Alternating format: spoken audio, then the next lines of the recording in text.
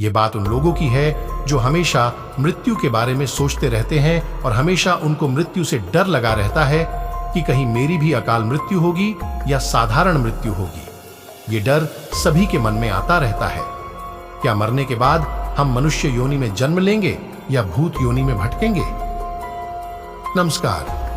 Video अच्छी लगे तो लाइक और चैनल को सब्सक्राइब जरूर कर लें और वीडियो के साथ बने रहे लास्ट तक। तो आइए जानते हैं कि भूत दोस्ताना और दुश्मन दोनों तरह के होते हैं।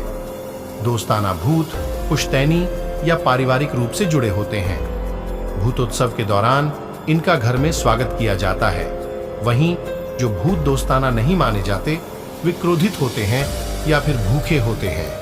ऐसे भूत इंसानों को डराते हैं। जीवात्मा, प्रेतात्मा और सूक्ष्म आत्मा जो भौतिक शरीर में वास करती है उसे जीवात्मा कहते हैं। जब इस जीवात्मा का वासना और कामनामय शरीर में निवास होता है तब उसे प्रेतात्मा कहते हैं। यह आत्मा जब सूक्ष्मतम शरीर में प्रवेश करता है उसे सूक्ष्म आत्मा कहते हैं। जो व्यक्ति भूखा, प्यासा, संभोग सुख से विरक्त, राग, क्रोध, द्वेष, लोभ, वासना आदि इच्छाएं और भावनाएं लेकर मरा है अवश्य ही वह भूत बनकर भटकता है।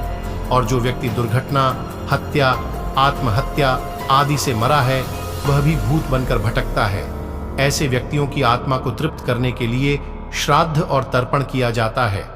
जो लोग अपने स्वजनों और पितरों का श्राद्ध और तर्पण नहीं करते वे उन अतृप्त आत्माओं द्वारा परेशान होते हैं। वैसे वैज्ञानिक और आध्यात्मिक रूप से आत्मा के मूलतः 3 शरीर होते हैं। पहला स्थूल शरीर, दूसरा सूक्ष्म शरीर और तीसरा कारण शरीर। स्थूल शरीर की प्राकृतिक उम्र 120 वर्ष है जबकि सूक्ष्म शरीर की उम्र करोड़ों वर्ष है और आत्मा का कारण शरीर अजर अमर रहता है। इस अवस्था में आत्मा बीज रूप में विद्यमान रहती है। जिस तरह से स्थूल शरीर को योग आयुर्वेद के माध्यम से 150 वर्षों से भी अधिक समय तक जिंदा रखा जा सकता है, उसी तरह सूक्ष्म शरीर जितना मजबूत और स्वस्थ होगा वह उतना शक्ति और सिद्धि संपन्न बन जाता है। हिंदू धर्म में गति और कर्म अनुसार मरने वाले लोगों का विभाजन किया है। भूत, प्रेत, पिशाच, कूष्मांडा, ब्रह्म राक्षस, वेताल और क्षेत्रपाल। उक्त सभी के उपभाग भी होते हैं। आयुर्वेद के अनुसार 18 प्रकार के प्रेत होते हैं।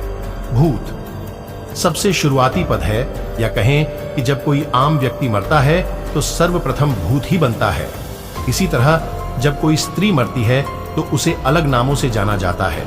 माना गया है कि प्रसूता स्त्री या नवयुवती मरती है तो चुड़ैल बन जाती है और जब कोई कुंवारी कन्या मरती है तो उसे देवी कहते हैं। जो स्त्री बुरे कर्मों वाली है उसे डायन या डाकिनी करते हैं। इन सभी की उत्पत्ति अपने पापों, व्याभिचार, अकाल मृत्यु या श्राद्ध न होने से होती है। भूत अदृश्य होते हैं। भूत प्रेतों के शरीर धुंधल के तथा वायु से बने होते हैं, अर्थात वे शरीर विहीन होते हैं। इसे सूक्ष्म शरीर कहते हैं। आयुर्वेद अनुसार यह 17 तत्वों से बना होता है। कुछ भूत अपने इस शरीर की ताकत को समझकर उसका इस्तेमाल करना जानते हैं तो कुछ नहीं। वासना के अच्छे और बुरे भाव के कारण मृतात्माओं को भी अच्छा और बुरा माना गया है। जहां अच्छी मृतात्माओं का वास होता है उसे पितृलोक तथा बुरी आत्मा का वास होता है उसे प्रेतलोक आदि कहते हैं। वेद अनुसार मृत्यु काल में यम नामक वायु में कुछ काल तक आत्मा स्थिर रहने के बाद पुनः गर्भ धारण करती है। जब आत्मा गर्भ में प्रवेश करती है तब वह गहरी सुषुप्ति अवस्था में होती है। जन्म से पूर्व भी वह इसी अवस्था में ही रहती है।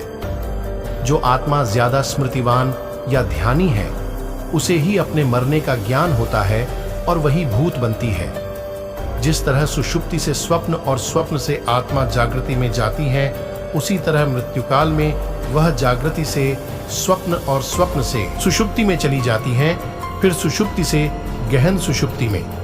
यह चक्र चलता रहता है।